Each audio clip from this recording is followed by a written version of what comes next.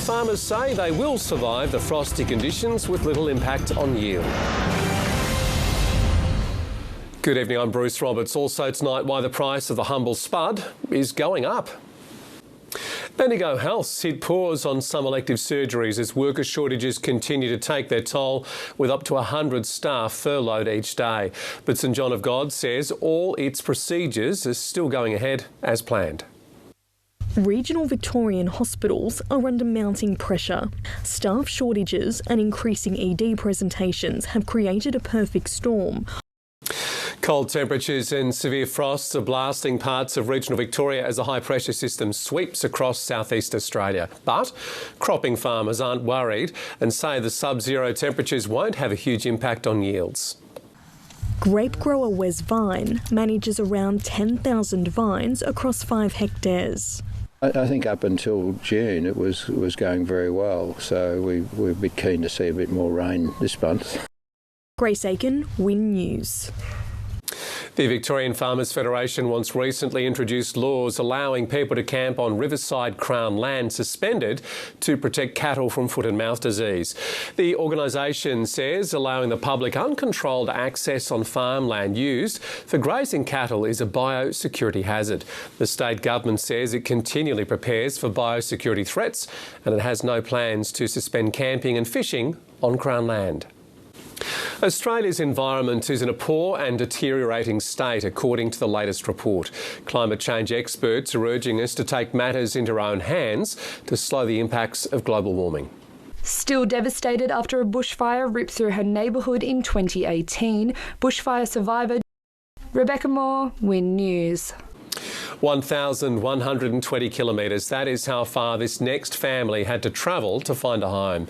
In the second instalment of our 3-part special report, we speak to a young family living on the brink of homelessness. From Ulladulla on the New South Wales south coast to Dalby in regional Queensland. That was the journey Tara and her family was forced to make when they were told they had to leave their home. Olivana Lathuris, Win News. Coming up next on Win News, Central Victoria, the dairy farmer using solar to counteract high irrigation prices, and the cost of the humble spud on the rise as local farmers get roasted by higher input costs.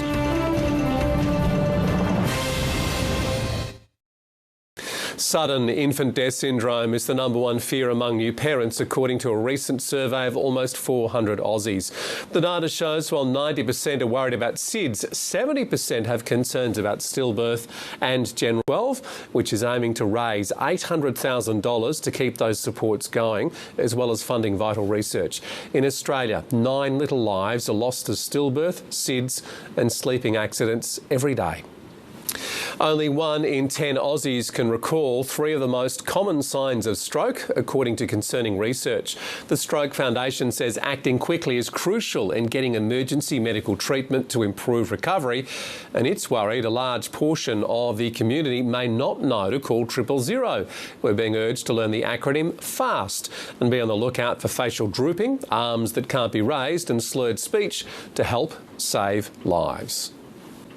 The price of potatoes is on the rise, with some types selling for almost $3 a kilo at supermarkets. One produce store is encouraging us to try less popular varieties as farmers are faced with rising production costs. Thorpedale potatoes have been sold at Jim's Spud Shed for 40 years. Now some types are reaching record highs. Jack Morgan, Win News.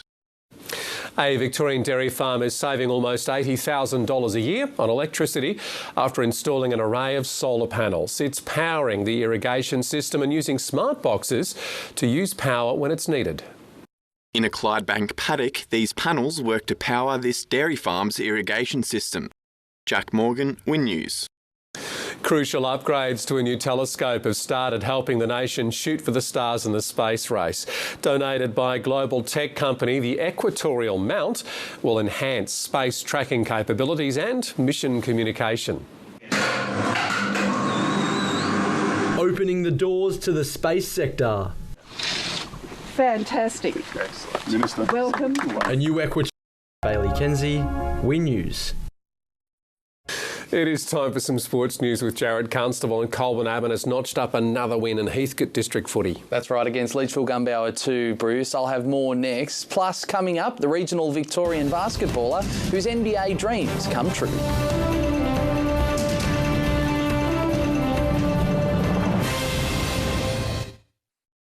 Colburn Abbot's football side has cemented second place on the ladder after defeating Leachville, score a 30-point win over Elmore.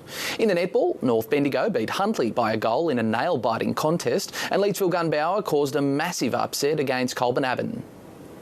Regional Victorian basketballer Jack White's made the big league, signing on with the Denver Nuggets to play in the NBA. It follows an incredible season at Melbourne United in the NBL, after which he was selected by the Nuggets to play in the Summer League. In the 11-day tournament, White averaged 8 points and 7 rebounds across his games. The deal will likely see White start the season with the Nuggets G League affiliate, but could see him elevated to the NBA team. Regional Victoria's Daniel McConnell's one of 26 riders named in the Australian team to compete at the 2022 UCI Mountain Bike World Championships in France at the end of next month. 9 riders were selected in the elite men and women downhill, while 17 athletes have been chosen to contest the cross-country Olympic and short track events in junior, under-23 and elite. 4-time Olympian and former Gippslander McConnell will be joined by his wife Rebecca in the squad. That is our night in sport. Terrific, Jared. Thank you so much for that. Weather is next with Adam Straney as the icy cold mornings continue.